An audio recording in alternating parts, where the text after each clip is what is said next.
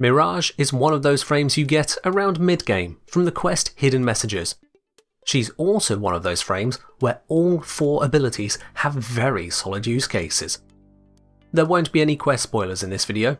Instead, I will show you 3 builds that allow you to take what Mirage can do and run with it. I'm the Kengineer, let's solve a practical problem.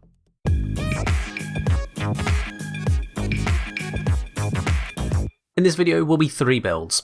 An all-round damage build suited for all content, a Sanctuary Onslaught bomber build, and an Elite Sanctuary Onslaught disco build. The Sanctuary Onslaught builds can be used in other missions, but lend themselves most effectively to the Sanctuary by virtue of their scaling. Also, if you enjoy these videos and want to catch more live, I stream over at twitch.tv/thekengineer every Wednesday, Friday and Sunday, 7 till 10 UK evenings. It's free to follow, so make sure you check the link below in the video description. On to our first build then, the All-Rounder. The abilities we're using here are Mirage's first and third ability, allowing her to create her doppelgangers and boost up her damage with Eclipse. The first ability, Hall of Mirrors, creates intangible duplicates of Mirage. These will mimic Mirage's actions, including mimicking weapon attacks. While each copy is usually doing much lower damage individually than you are, the combined firepower adds up very quickly. Do note that the copies fire from where they're standing, meaning offset shots can easily land in the wrong place, such as hitting that cover you're trying to avoid. All 4 copies replicate your melee attacks, while only 2 of the copies will replicate projectile attacks, but for twice the damage bonus, so the damage boost is equal between ranged and melee weaponry. As an added bonus, the duplicates act as a form of damage evasion by making enemies target them instead of you from time to time. This overall reduces the need for hard protection in higher level missions. The third ability, Eclipse, is a direct buff to your damage or defense depending on if you're in light or dark. The actual bonus varies quite substantially as the light level in a mission varies a lot too. Unfortunately, the UI does not properly inform you of this. As you can see here in the simulacrum, without Eclipse I'm doing 74 damage per shot each time, and this is still the case while we're under the shadow effects of Eclipse. However, the damage bonus in light varies significantly, given by how the damage is varying a lot as we move around the area, and yet the UI still always shows the maximum bonus. All you can do is to try and place yourself in as much light as possible when fighting to get the most out of the buff. Be advised that the duplicates from Hall of Mirrors do not gain the buff from Eclipse unless you use the Total Eclipse Augment. Now, as both of these abilities are duration based, you can set them up and then just get to work dealing incredible amounts of damage. This also means you can still benefit from energy regeneration, such as Zenric's Void Dash or the Energy Siphon Aura. This, combined with the evasion-like nature of Hall of Mirrors, gives you substantial freedom to engage a wide range of challenges with this setup. Just cast and go. So this then is the go-to build for the all-rounder setup. The strength and duration allow you to get more time and more power out of both abilities. The uptick in efficiency from Streamline makes the abilities much more affordable to cast given we're using Blind Rage. Prime Flow allows you to make the most out of energy gain, so that you can keep up your abilities when energy orbs stop dropping for a bit, as they tend to do.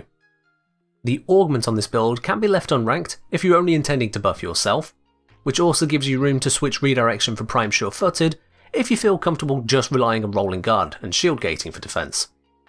And you can choose to run Hall of Malevolence in place of Total Eclipse for a more consistent buff to your duplicates, but that requires it to be max ranked for the full benefit.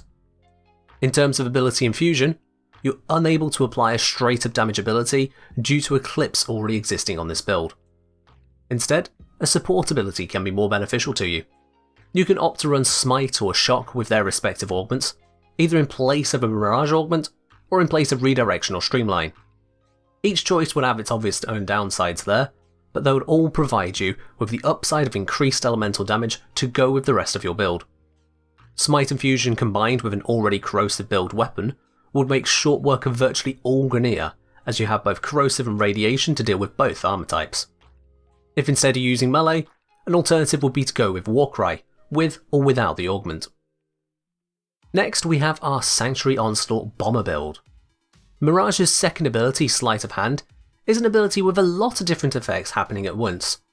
However, the crucial part of this build is with the augment Explosive Legerdemain, applying an additional layer of explosives on top of the Sleight of Hand ability. Crucially, Explosive Legerdemain doesn't rely on the duration stat, allowing for some serious maximization. The ability turns ammunition and orb drops into explosive mines with a very high explosion radius. This doesn't affect your allies' pickups, only your own, so you can go nuts with it. In a high enemy density area like Sanctuary Onslaught, the constant spawns, and therefore constant drops, allow you to rapidly replace the mines, to devastating effect. In order to make full use of this ability, you do need to start killing some enemies first with normal weapon attacks, or have an ally do the first kills for you, and then you can start laying the mines. In terms of building for this then, this is the recommended setup. With standard enough efficiency, high range and high strength, you can effortlessly cover the whole Sanctuary Onslaught arena with explosives. Prime Flow is practically a necessity to ensure you can stock up on energy whenever the option rises, as your ability will be deleting the energy orbs that drop. Pay attention to your radar to see when a new wave of enemies spawn after a round of explosions, and use that as an indicator of when it's time to cast again. The cycle is simple with that in mind. Just kill the enemies you can see as fast as possible, and then press 2 to detonate everyone else. Taking Mirage up to Elite Sanctuary Onslaught then, is where our third and final build of today comes in. This makes use of the 4th ability Prism, combined with the Prism Guard augment. Prism is a relatively unassuming ability, as it seems to make a disco ball with a flat damage amount. The truth, however, is that the lasers of this disco ball not only lock onto enemies in range, but they also increase in damage with every enemy hit, scaling ferociously fast. Prism Guard attaches the prism to yourself, allowing you to guide the prism to exactly where you need it to be. As a result, the laser damage becomes punishing in very little time, tearing through groups of enemies with ease. Build-wise, Prism Guard relies on all of your stats coming together, preventing you from dumping any particular stat. Particular focus must be put onto duration to give the prism as much uptime as possible, and we do that with this build here. Narrow-minded and Prime Continuity are giving us that needed duration, at the cost of a lot of range. Overextended brings the range back up, at the cost of strength, and then Transient Fortitude, Power Drift and Intensify recover that strength with only a mild hit to duration. Prime Flow, once again, ensures you have energy when you need it, especially as Prism prevents energy regeneration from sources such as Energizing Dash. If you're using Arcane Consequence to get yourself around the arena and move the Prism more effectively, then occasional casts of Sleight of Hand will help keep those headshots going, as Prism doesn't trigger Arcane Consequence, but Sleight of Hand does. As for damage boosting, Eclipse does not boost the damage of Prism. Instead, you can swap out Eclipse for Roar, which will improve the damage of your Prism, and at the same time, it'll improve the damage of your allies around you. Alternatively, you can infuse Dispensary to give yourself a reliable source of health and energy if you find yourself struggling, but in my experience you shouldn't struggle too much. Outside of Elite Sanctuary Onslaught, Prism does fall off. The reduced number of enemies in tight conditions makes it harder for the damage to scale up. And as the damage scaling is not based on enemy level, onto high level missions like the Steel Path, the damage from Prism will again fall off too low to be too useful.